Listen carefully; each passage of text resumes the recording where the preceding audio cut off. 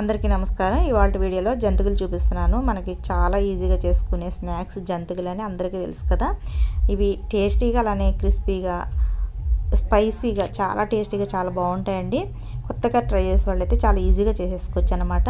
నేను మెజర్మెంట్ అంతా కూడా ఒక గిన్నెతో చెప్తున్నాను।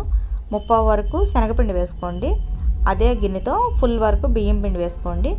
టీ కప్ ఉంటుంది కదా, చిన్న టీ కప్తో వేయించిన నువ్వులు వేసుకోండి। పచ్చివి కాదు, వేయించిన నువ్వులు వేసుకుంటేనే టేస్ట్ బాగుంటుంది। స్పైసీ మీరు తినేదాన్ని బట్టి వేసుకోండి। నేనైతే ఇప్పుడు కొంచెం స్పైసీగానే వేస్తాను, 3 స్పూన్స్ వేస్తాను, మీరు చూసుకుని వేసుకోండి, అది మీ ఇష్టం। సాల్ట్ సరిపడా వేసుకోండి। కొంచెం నేను వంట సోడా వేస్తాను, ఇది ఆప్షనల్ మాత్రమే, వేసినా వేయకపోయినా కూడా క్రిస్పీగా వస్తాయి, వేసుకుంటే ఇంకా బాగా గుల్లగా వస్తాయని నేను వేస్తాను అన్నమాట। పిండంతా ఇలా కలుపుకున్న తర్వాత కొంచెం నోట్లో వేసుకుంటే మనకు తెలిసిపోతుంది అది సాల్ట్ అనేది। సాల్ట్ చెక్ చేసుకోవాలంటే కొంచెం నోట్లో పిండి వేసుకోండి, తెలిసిపోతుంది। ఇప్పుడు ఈ పిండిలో కొద్దిగా నీళ్లు పోసుకొని బాగా కలుపుకోవాలి।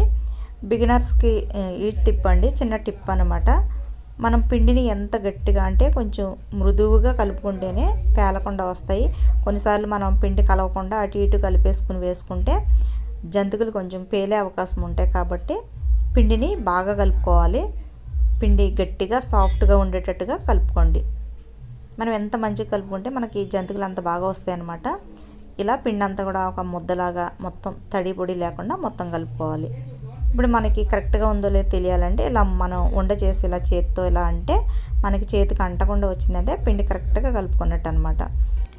ఇలా ఒక రేకుని తీసుకోండి, ఇది కూడా మనకి మీడియం సైజు ఉన్న రేకుని తీసుకుంటే జంతికలు వేసుకునేటప్పుడు త్వరగా వేగుతాయి, అవి తినడానికి కూడా చాలా బాగుంటాయి।